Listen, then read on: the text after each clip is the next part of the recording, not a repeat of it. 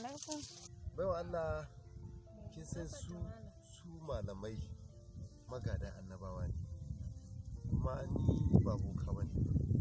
Malami ne wanda in mutum yana da ƙalubale ya zo ya gaya min abinda zan iya taimaka masa da addu'a in taimaka masa da addu'a. Da haka baiwa Allah me yake tafe da ke?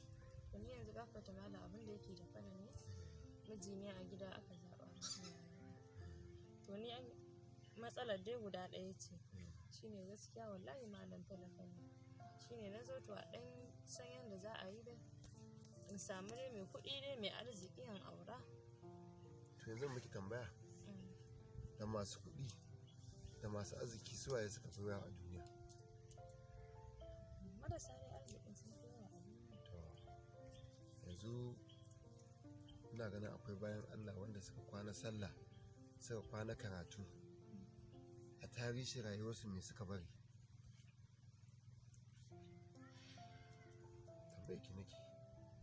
Alkhairi. To sun ba kuɗi? A'a.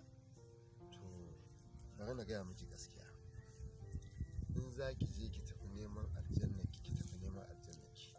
Duk macen da ta tafi gidan miji ta yi haƙuri da akwai da babu to ta ji neman aljanna.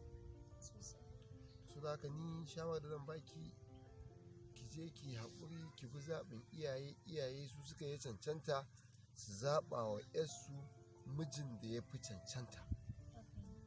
So da haka in kin ga za ki bi zaɓin iyayenki to ki je ki bi zaɓin iyayenki. In kin ga kuma duniya za ki biwa to fa ga ki ga duniya nan. Ita duniya nan wanda bai zo ba kaɗai take jira, amma wanda ya zo ta gama da shi, ta gama da labarinsa. Haka ne malam. To gaskiya malam wannan maganar da kai wallahi har ta sa zuciyata ta ɗan karaya. Zuciyata ta yi sanyi. Na gane. Hakan ma gaskiya ni ma na gane kuskure. Alhamdulillah sai mu gode wa Allah tunda Allah ya kawo miki shirya. Mu yi salatin annabi 10.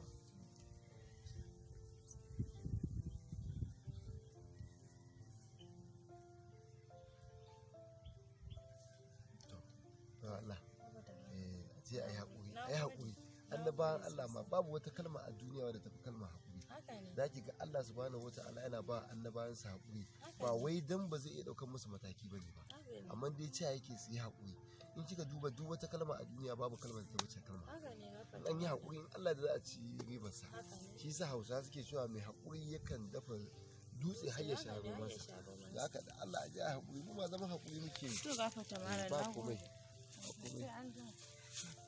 Su mata dai kawai dai su samu duniya a su duniya a yi kaza dai a yi kaza a yi kaza.